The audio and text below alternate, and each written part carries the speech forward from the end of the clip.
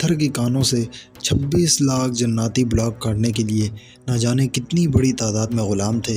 انہوں نے کانوں سے پتھر کی سلوں کو کاٹنے کے لیے کس قسم کے آلات و اوزار استعمال کیے تھے۔ اس زمانے میں نہ ڈائنامائٹ تھا اور نہ ہی کسی اور قسم کا دھماکہ خیز مادہ۔ پھر انہوں نے کس طرح چٹانیں توڑی؟ اس کام کے لیے انہوں نے کس اوزار کو استعمال کیا؟ چٹانوں سے پتھر توڑنے کے بعد انہوں نے ان کے بلاک کیسے بنائے؟ ان میں سے بے شمار بلاک اس طرح ایک دوسرے سے منسلک ہیں کہ کہیں ذرا بھی دراڑ یا شکاف دکھائی نہیں دیتا۔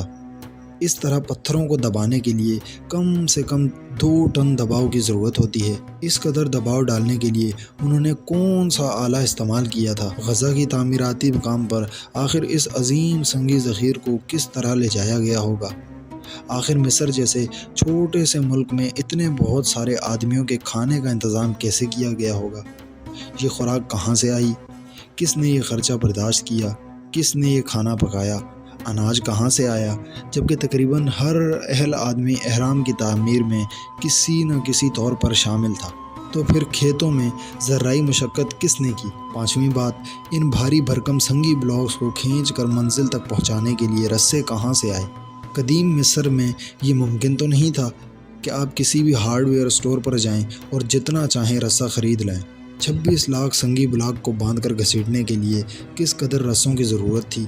ان میں سے چھوٹے بلاک کا وزن بھی کم سے کم 3 ٹن ہے۔ چلیے ہم فرض کر لیتے ہیں کہ ایک پتھر کو کھینچنے کے لیے ہمیں 4 رسوں کی ضرورت تھی۔ بعض رسے دوبارہ بھی استعمال کیے جا سکتے تھے۔ اس طرح ہمیں ایک پتھر کے لیے 2 رسوں کی ضرورت تھی۔ اس طرح بھی رسوں کی تعداد 52 لاکھ تک جا پہنچتی ہے، جو ناقابل یقین ہے۔ موٹے اور مضبوط رسے آخر وہ آئے کہاں سے تھے؟ 6ٹھی بات، آخر اس فرعون کو ایسا معمار کہاں سے میسر آ گیا تھا جس نے اس قدر حیرت انگیز عمارت کو ڈیزائن کیا اور پھر اس قدر ٹھیک ٹھاک پیمائش کے ساتھ اسے زمین کے سینے پر کھڑا بھی کر دیا؟ فرض کر لیتے ہیں کہ اس فرعون کے پاس لمبے تڑنگے مضبوط جسموں والے چابک 10 فورمینوں کا ایک بڑا دستہ تھا، پھر بھی پتھر کی کانوں سے چٹانوں کو کاٹ کر انہیں بلاک کی صورت دینے کے لیے کافی مزدوروں کی ضرورت تھی۔ چلو یہ بھی تسلیم کیا کہ ان کے پاس مزدوروں کی کافی تعداد بھی تھی۔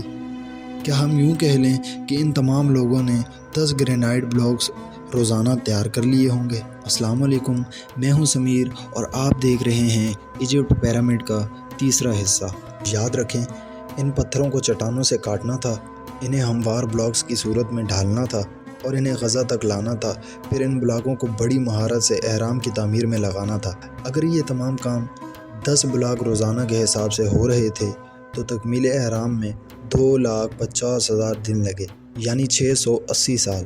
اگر یہ بھی فرض کر لیں کہ ان لوگوں نے 100 پتھر روزانہ کے حساب سے عمارت میں لگائے تو اس طرح بھی احرام چیوپس کی تعمیر 26,000 دنوں یعنی کم سے کم 70 سالوں میں مکمل ہو سکتی تھی۔ کیا آپ تصور کر سکتے ہیں کہ کوئی بادشاہ یہ جانتے ہوئے بھی کہ وہ اتنے عرصے تک زندہ نہیں رہ سکے گا، آپ اپنے مدفن کی تعمیر کروا سکتا تھا؟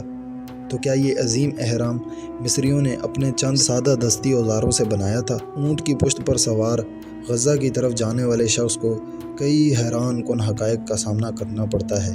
جدید معماروں کو ان کے بھاری بھرکم تعمیراتی پروجیکٹس میں اگر 1 انچ کے 10ویں حصے کی درستگی بھی میسر آ جاتی ہے تو یہ بڑی خوش کن بات ہوتی ہے، جبکہ اس احرام میں بے شمار راہداریوں، سرنگوں، شہد کی مکھیوں کے چھتے کی مانند کمروں اور خفیہ مدفنوں کی تعمیر میں اس سے کہیں زیادہ صحت اور درستگی موجود ہے۔ بیشتر جدید تعمیرات کے برخلاف یہ احرام صدیاں گزر جانے کے باوجود اپنی بنیادی حالت پر قائم و دائم ہے، یعنی یہ عمارت کسی بھی طرف 1 انچ جھکی ہے، نہ ہی زمین میں دھنسی ہے۔ دنیا کے کسی بھی بڑی سے بڑی تعمیراتی کمپنی کا نام بتا دیں جو یہ دعویٰ کر سکے کہ 6.5 ملین ٹن وزنی عمارت کو وہ بھی ایسا ثبات عطا کر سکتے ہیں۔ شاید اس دور کے کسی بھی معمار کے لیے یہ ناممکن ہے۔ ان احراموں کی تعمیر میں سریت کا سلسلہ بڑا طویل ہے۔ اس کی ایک قابل ذکر مثال احرام کے انتہائی اندرونی حصے میں تعمیر شدہ ایوان شاہی یعنی کنگز چیمبر ہے، جس کی لاسانی چھت 70 ٹن وزنی سرخ رنگ کے نادر ترین سنگ سماک گرینائٹ کی 2 صفوں سے مزین ہے۔ یہ سرخ پتھر صرف غزہ سے 600 میل دور واقع پتھروں کی کانوں سے ہی حاصل کیے جا سکتے تھے۔ ڈاکٹر روزنبرگ نے بتایا، اس زمانے کے مصر میں گھوڑا گاڑی یا بار برداری کی اور کسی قسم کا تصور بھی نہیں تھا۔ پھر اس قدر فاصلے سے یہ پتھر مقام احرام تک کیسے لائے گئے؟ تاریخ داں کہتے ہیں کہ 70 ٹن وزنی یہ بلاکس اور چھوٹے پتھر لکڑی کے رولروں کے ذریعے وہاں لائے گئے تھے۔ یہ رولر موٹے موٹے درختوں کو کاٹ کر انہیں لٹھوں کی شکل دے کر بنائے گئے تھے اور پھر ان کے ذریعے بھاری سنگی سلوں کو لڑکا کر لایا گیا۔ لیکن اگر درخت ہوں تو یہ نظریہ بھی قابل قبول ہے، مگر مصر میں کھجور کے چند درختوں کے سوا جنگلات کہاں ہیں؟ اگر تاریخ داں لکڑی کے رولروں کے ذریعے پتھروں کو مقام احرام تک لانے کے نظریے پر اصرار کرتے ہیں تو پھر انہیں مصر میں تصوراتی جنگلات بھی پیدا کرنے پڑیں گے تاکہ ان لٹھوں سے رولروں کا کام لیا جا سکے۔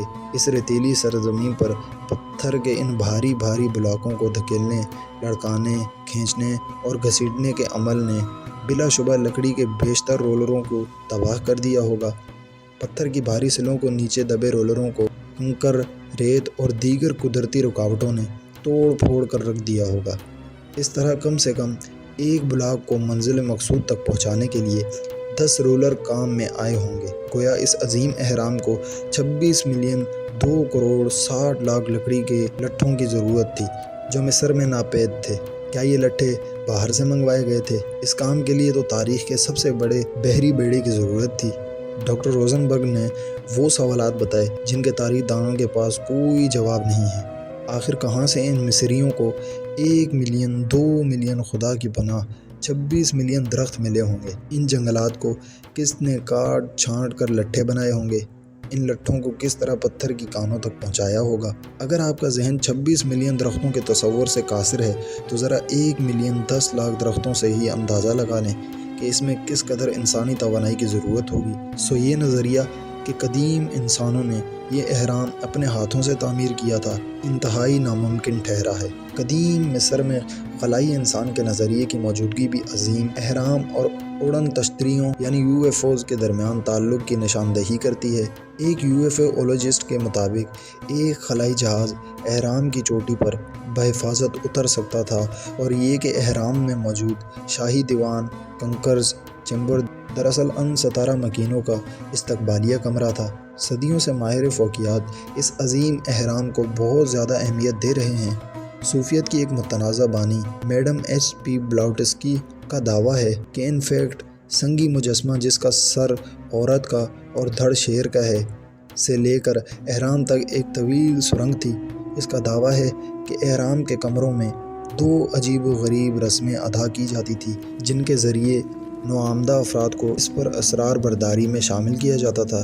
اس کا یہ نظریہ بھی تھا کہ یہ اہرام پتھر کی صورت میں ایک ریکارڈ تھا جو جیومیٹری، ریاضی، نجوم اور فلکیات کے اصولوں کا مظہر تھا۔ ان رسموں کے دوران میں انسان دیوتاؤں تک بلند ہو جاتے تھے اور دیوتا آسمانوں سے اتر کر انسانوں میں شامل ہو جاتے تھے۔ یہ غیر معمولی نظریات چند برس پہلے سنتے ہی رد کر دیے جاتے تھے، مگر آج صرف چند افراد ایسی جرأت کر سکتے ہیں کہ ان نظریات کا مذاق اڑائیں۔ جبکہ حالیہ سائنسی مطالعے کے بعد بیشتر افراد اس اہرام سے منسلک پر اسراریت کے قائل ہوتے جا رہے ہیں۔ فزکس طبیعیات میں نوبل انعام پانے والا ڈاکٹر لوئی الوریزا نے گیزا کے اہراموں سے پھوٹنے والی کاسمک شعاؤں کی پیمائش کرنے کا ایک طریقہ دریافت کیا ہے۔ کمپیوٹر کے ذریعے ٹیسٹ کے لیے شیفرین کے چھوٹے اہرام کا انتخاب کیا گیا۔ اس مہم کو قاہرہ کی عین الشمس یونیورسٹی، امریکہ کے ایٹمی انرجی نے اسپانسر کیا تھا۔ اس مطالعہ اور تجزیہ کے نتائج نے سائنس کی دنیا میں تہلکہ مچا دیا۔ اس کی رپورٹ 18 جولائی 1949 کی دی لندن ٹائمز میں جرنلسٹ جان ٹنسٹال نے شائع کی تھی۔ وہ سائنسداں حضرات جو قاہرہ کے نزدیک گیزا کے شیفرین نامی اہرام کے اندر کا حال جاننے کے لیے ایکس ریز استعمال کر رہے تھے، اہرام کے پر اسرارات دیکھ کر حیران رہ گئے جو ان کے خلائی دور کے انتہائی جدید برقی آلات کی ریڈنگ کو ناقابل فہم بنا رہے تھے۔ یہ سائنسداں 1 سال سے بھی زیادہ عرصے تک روزانہ 24 گھنٹے اس امید پر کہ اس 60 لاکھ ٹن وزنی اہرام کے اندر متوقع طور پر پائے جانے والے کمروں کی دریافت کر لیں گے، اندر تک اتر جانے والی کاسمک شعاؤں سے بننے والی لکیروں کو مقناطیسی ٹیپ پر ریکارڈ کرتے رہے۔ ان کا خیال تھا کہ اگر یہ شعائیں اہرام کے چاروں جانب یکساں طور پر پھینکی جائیں گی تو اہرام کے ٹھوس ہونے کی صورت میں ان کا اہرام کی تہہ میں لگا ڈیٹیکس یکساں نتائج ریکارڈ کرے گا۔ ان کا یہ بھی خیال تھا کہ اگر ڈیٹیکٹر کی رینج کے اوپر والے حصے میں کمرے ہوئے تو وہ ٹھوس حصے پر ڈالی جانے والی شعاؤں سے زیادہ طاقت اور شعائیں استعمال کریں گے تاکہ ان کی موجودگی کا پتہ چل سکے۔ $10 لاکھ سے زیادہ رقم اور انسانی اوقات کے ہزاروں گھنٹے اس پروجیکٹ پر صرف کیے گئے۔ آخر اس اتنے بڑے معمے کو حل کرنے کے لیے سائنسدانوں نے کون سی مشینری کا استعمال کیا اور ان کا جو کچھ بھی اندازہ لگا اس سے کیا ثابت ہوا، یہ سب ہم آپ کو بتائیں گے، لیکن ایجپٹ پیرامڈ کے تیسرے حصے میں۔ اگر آپ کو ہماری یہ ویڈیو پسند آئی ہو تو ہماری ویڈیو کو لائک ضرور کر دیں، ہمارے چینل کو سبسکرائب بھی کر دیں تاکہ ہماری آنے والی مزید ویڈیو آپ تک بر وقت پہنچ سکے۔